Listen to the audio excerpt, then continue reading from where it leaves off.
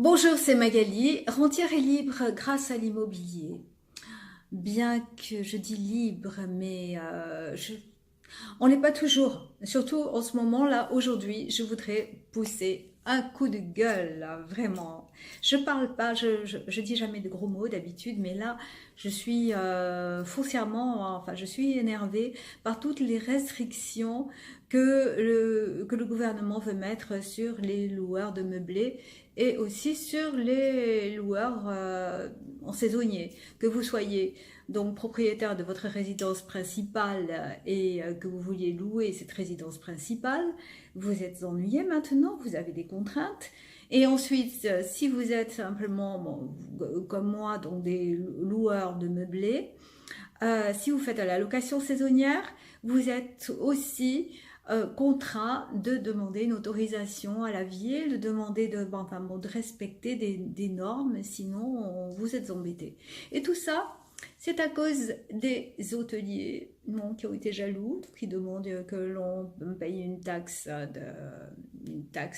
comme les meublés touristiques. Ok, mais c'est aussi parce que les plateformes telles que Airbnb, Abritel, etc. Ne payaient pas leurs impôts en France, mais tout l'argent transitait par l'Irlande et d'autres pays. Mais après tout, ils ont raison parce que de toute façon, en France, les impôts sont trop élevés, les impôts sur les entreprises aussi sont trop élevés. Si commençaient à réduire les impôts, peut-être les gens resteraient davantage en France et accepteraient de payer plus d'impôts en France. Enfin, au moins tous leurs impôts en France, n'est-ce pas? Je voudrais donc parler de la loi Elan. Vous en avez entendu parler. C'est la loi qui est sur le logement. C'est la loi sur l'évolution du logement et l'aménagement numérique. Donc cette loi, elle a beaucoup de choses qui sont bien.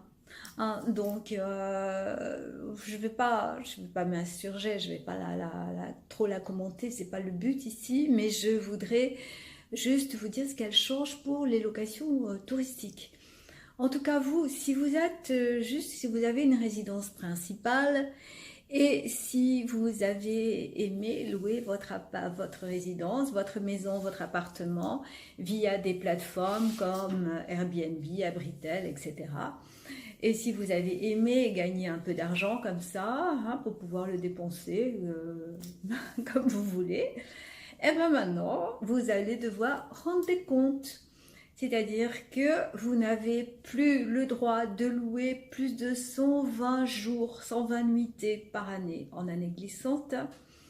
Et ensuite, ben, vous allez devoir, vous êtes contrôlé par la commune. Vous allez, donc il y a aussi quelque chose de très embêtant, c'est que dans les communes, dans les villes de plus de 200 000 habitants, vous allez devoir avoir un numéro d'agrément. Et ce n'est pas si simple à obtenir, en tout cas ça ne s'obtient pas tout de suite. Sinon, si vous n'avez pas ce numéro d'autorisation donc pour louer, vous risquez des amendes qui sont assez importantes, hein, qui peuvent aller de 5 000 à 12 000, 40 000 euros d'amende, vous voyez, pour enfreindre la loi. Donc, je ne vous conseille pas. Mais je trouve qu'on est de plus en plus encadré, il y a de plus en plus... En fait, on va vous empêcher de gagner de l'argent. Mais en fait, pourtant cet argent, vous ne le voulez pas. Et si les gens veulent venir chez vous, mais c'est aussi parce qu'ils trouvent que c'est mieux qu'aller à l'hôtel. Ils ont envie d'être là en famille ou avec des amis. Ils ont envie de se faire manger, de se comporter dans votre maison ou dans un appartement beaucoup plus librement qu'à l'hôtel. Donc ce n'est pas pour rien qu'ils choisissent ça quand même. Mais vous savez, il y a les lobbies des hôteliers qui en veulent beaucoup donc aux particuliers et qui essaient donc de dire qu'on leur fait de la concurrence. Alors c'est pas ça quand même. Et puis, ma foi, l'argent que vous gagnez, vous allez de toute façon faire le réinjecter. Donc vous allez faire marcher l'économie du pays, vous allez donc acheter des vêtements, aller dans les restaurants, vous allez prendre des vacances, vous allez acheter des choses. Et puis même, si vous le placez en banque, la banque, elle va gagner de l'argent avec le vôtre. Et puis, si vous comme je vous le conseille malgré tout encore, bien sûr, de vous en servir pour vous faire un patrimoine immobilier.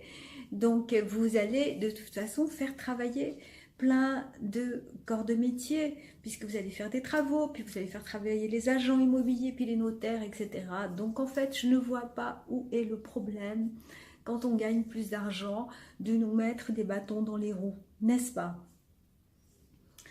Enfin bon, moi comme je vous disais, je fais ça dans un cadre bien précis puisque je suis professionnelle. Donc de toute façon, je paie les impôts des entreprises, je suis encadrée. Et en ce qui concerne la location saisonnière, aussi, j'ai quand même des droits puisque de toute façon, je suis redevable au fisc, j'ai un expert comptable, etc. Mais vous qui faites ça pour l'instant en dilettante, eh ben je trouve que c'est pas très sympa de vous mettre des limites, n'est-ce pas? Alors, je ne vois pas de mal à gagner de l'argent. Je pense qu'en France, euh, on, on a, on entretient toujours ce côté négatif. C'est mal de gagner de l'argent. Je trouve que c'est vraiment au contraire, ils devraient encourager ça.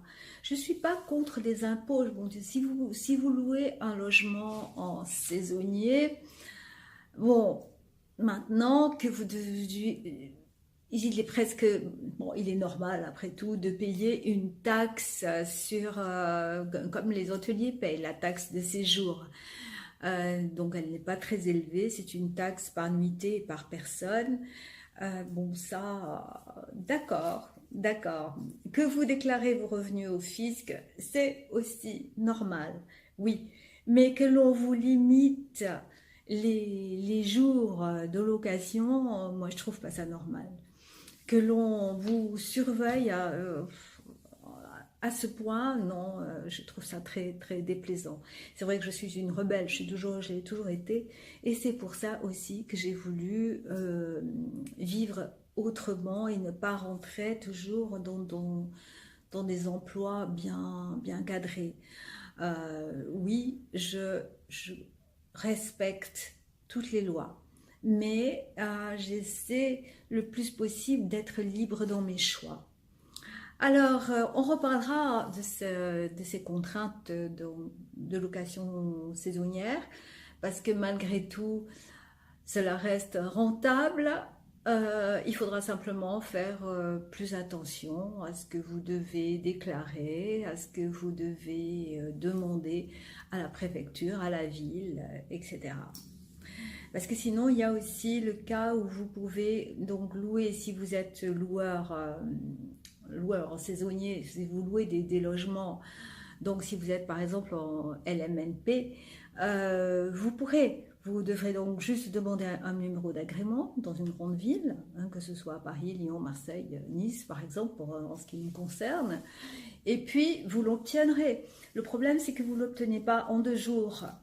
Ça aussi, c'est un peu embêtant. Et en plus, il y a, par exemple, la vie à Nice, on vous dit que vous ne pouvez pas obtenir cette autorisation pour plus de 3 ans renouvelables 3 fois, donc en tout 9 ans.